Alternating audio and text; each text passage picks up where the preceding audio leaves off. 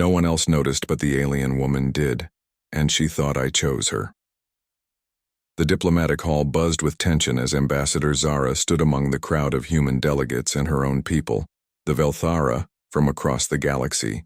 Jake Mitchell, a junior communications officer from Earth, had been assigned to monitor the translation systems during the peace summit between humanity and the Velthara. Nobody expected the meeting to go smoothly, because 3 months ago a misunderstanding nearly triggered a war between both species. The Velthara were tall, elegant beings with skin that shimmered in shades of silver and blue, and their eyes held depths that seemed to see through everything. Zara was among the most respected of her kind, serving as the lead negotiator for her people. She carried herself with grace, but there was something else in her posture that Jake noticed from across the room. Something like uncertainty, or perhaps loneliness. During the opening ceremony, each species performed a traditional greeting. The humans bowed slightly while the Velthara placed their right hand over their hearts and extended their left palm upward. Jake watched carefully, making sure every gesture was recorded properly for the archives. Then something unexpected happened. The main translator device suddenly malfunctioned, sending a sharp feedback noise through the hall. Everyone winced and covered their ears, but Jake immediately moved toward the control panel to fix it. His hands worked quickly over the controls, and within seconds the noise stopped and the system rebooted. What Jake did not know was that in Velthara culture, the person who silences discord in a gathering is considered to have claimed responsibility for the harmony of all present. It was an ancient tradition tied to their bonding rituals. When someone took action to restore peace, they were seen as offering themselves as a guardian to those around them. Zara saw Jake move without hesitation, while everyone else simply reacted to the discomfort. She saw him work with focus and care, ensuring that communication between their peoples would continue. In that moment, her heart made a connection that her mind would take days to fully understand. The summit continued over the following week with negotiations about trade routes, resource sharing, and cultural exchange programs. Jake remained in the background doing his job quietly, while the important people made their speeches and agreements. But Zara found her attention drifting toward him during breaks and quiet moments. She began to notice small things about how he interacted with others. He brought coffee to tired colleagues without being asked. He stayed late to help the cleaning crew when they were short-staffed.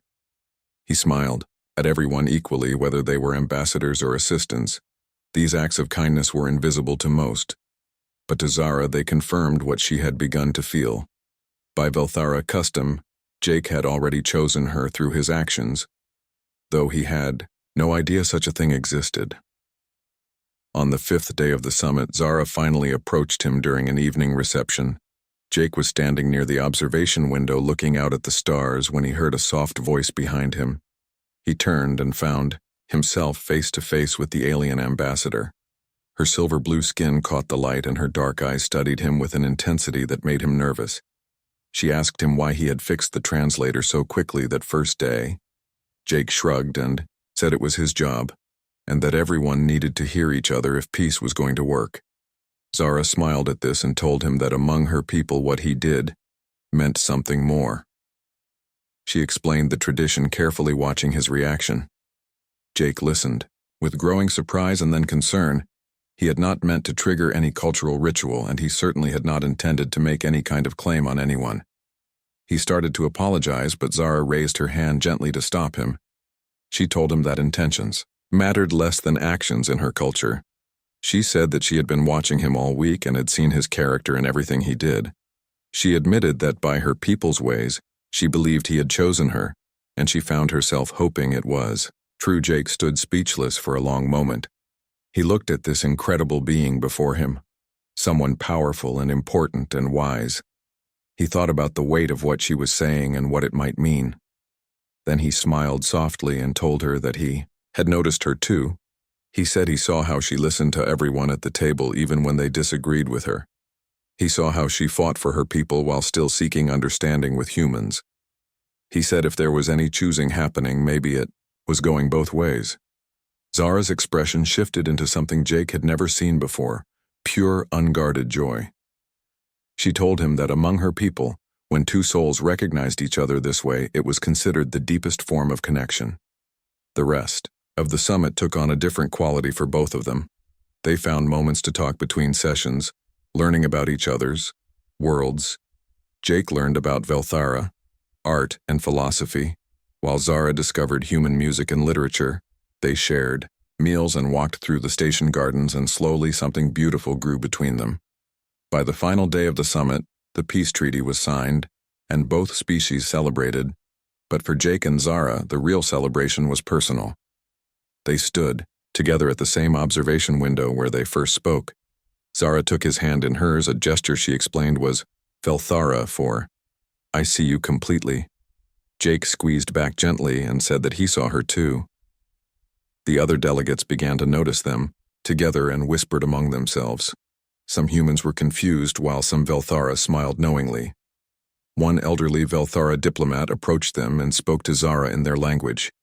She responded, and the diplomat nodded with approval before walking away. Jake asked what was said, and Zara translated. The diplomat had asked if she was certain of her choice. She had answered that she had never been more certain of anything, as the summit ended and delegations prepared to return to their worlds. Jake and Zara faced an uncertain future. They came from different species, different worlds, different ways of life. But they had found something rare in the vastness of space. They had found each other through a moment nobody else noticed, a broken translator, and a quick fix had led to something neither could have predicted. Zara believed Jake had chosen her through his actions. Jake believed they had chosen each other through recognition and respect. Perhaps they were both right, as they said goodbye, for, now knowing they would find a way to meet again, Zara whispered something in her language. Jake asked for the translation. She smiled and said it meant the stars brought you to me, and I will not let them take you away. He pulled her close and promised that distance was just another problem they would solve together. And so began a love story that would eventually unite two species in ways the peace treaty never could, because sometimes the most important moments are the ones nobody else notices, and sometimes being chosen means choosing in return with your whole heart.